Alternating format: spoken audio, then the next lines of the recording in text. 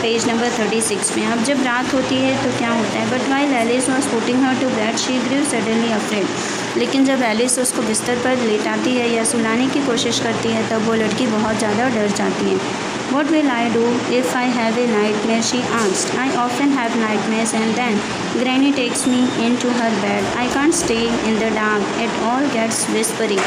अब वो अपनी एलिस से बोलती है, यानी कि जो उनकी कुक होती है, उससे कहती है कि अगर मुझे रात में डर लगा तो मैं क्या करूँगी। अगर मुझे रात में हमेशा ही डर लगता है तब मुझे ग्रैनी अपने बेड पर ले लेती थी और वो मुझे अपने साथ सुला देती थी। ऐसा वो I can't stay in dark, और मैं अंधेरे में नहीं रह सकती हूँ। इट ऑल गेट्स विस्परी, अगर मैं अंधेरे में रहूँगी तो मुझे कुछ न कुछ धीमी धीमी आवाज़ें सुनाई देती हैं। You just go to sleep child said Alice pulling off her socks. अब एलिस ने उससे कहा, कोई बात नहीं बेटा, तुम चुपचाप से सो जाओ, उसके सॉक्स निकालते हुए। And don't you scream and wake your poor पा। अब वो कहती है, और तुम चिल्लाना मत, चिल्ला के अपने पुअर पा को यानी अपने पिताजी को परेशान मत करना। व्हाट हैपेंस, अब हम देखते हैं नेक्स्ट पेज में, पेज नंबर 37 थे। तो अब यहाँ पे स्टोरी कहाँ पे पहुँची है कि वो लड़की को अंधेरे में डर लगता था और यहाँ पे उसकी मदर और ग्रैंड मदर जो थे वो हॉस्पिटल गए हुए थे। घर पर सिर्फ एलिस उनकी कुक थी। रात हो चुकी थी, दिन में तो उसे कोई डर नहीं लगा, लेकिन रात होते होते उसको जब वो बिस्तर पे सुलाती है, उसके सॉक्स निकालती है तो वो बोलती है, मुझे अगर डर लगेगा तो मैं क्या करूँगी, और मुझे रात में हमेशा डर लगता है, आवाज़ें सुनाई देती हैं इस तरह से। और एलिस ने उसे कहा कि आप चुपचाप से सो जाओ, कुछ डरना नहीं है, और चिल्लाना मत, चिल्ला के अपने पुअर पा को डिस्टर्ब मत करना। But the same old nightmare came, the butcher with a knife and a rope, who came nearer and nearer, smiling that dreadful smile while she could got me.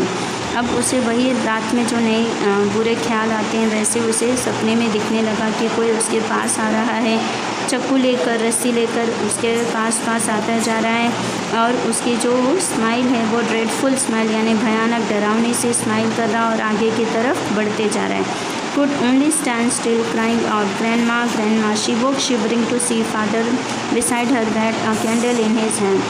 अब वो जैसे ही ऐसे कांप के चिल्लाने लगती है, ग्रैंडमा ग्रैंडमा, बाजू में क्या देखती है कि उसके फादर उसके बेड के बाजू में खड़े रहते हैं और उनके हाथ में कैंडल होता है। What's the matter, he said. क्या हुआ, ऐसे वो पूछते हैं अपनी बेटी से। Oh a butcher, a knife, I want granny. वो बोलती है कि एक कसाई है, उसके हाथ में नाइफ है, मुझे मेरी ग्रैनी चाहिए। ही ब्लू आउट द कैंडल। अब उन्होंने कैंडल को बंद किया। Bent down and caught up the child in his arms. नीचे झुकते हैं और बच्चे को अपने गोद में उठा लेते हैं। Carrying her along the passage to the big bedroom. अब वो उसे गोद में उठाकर अपने हाथ से आगे दूसरे रूम में जाते हैं, बेडरूम की तरफ। और newspaper was on the bed. अब एक न्यूज़पेपर बेड पे रखा होता है, उसी के ऊपर वहाँ पर उसे ले जाते हैं। Put away the paper then carefully tucked up the child.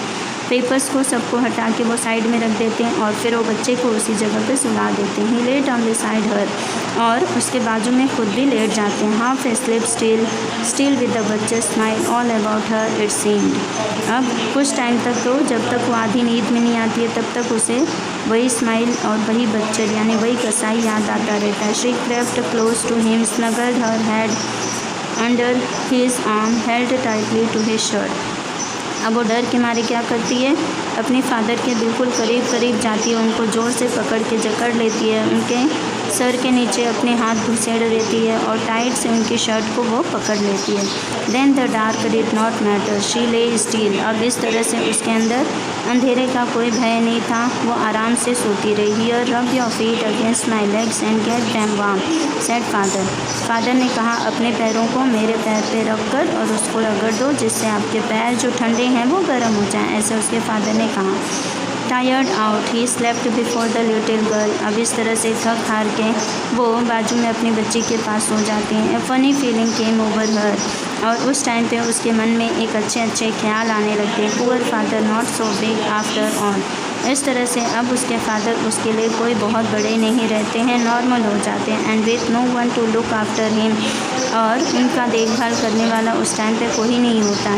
He was harder than grandmother. अब वो ग्रैंड मदर से भी ज़्यादा सख्त थे, but it was a nice hardness, लेकिन ये हार्डनेस, ये उनकी स्ट्रॉन्गनेस अच्छी थी। And every day he had to work and was to be tired to be Mr McDonald. और हर दिन वो ज़्यादा काम करते हैं, ज़्यादा मेहनत करते हैं, और इसलिए मिस्टर मैकडोनल्ड से ज़्यादा इसके फादर थक जाते थे। She had turn up all this beautiful writing, और इसने क्या किया था, उनकी लिखी हुई सारी अच्छी अच्छी राइटिंग के जो नोट्स थे वो फाड़ दिए थे। She stayed suddenly and sighed, और इस तरह से उसने स्टेयर किया, सब चीज़ों को घुमाया, एंड साइड, बाद में उसे पछतावा हुआ।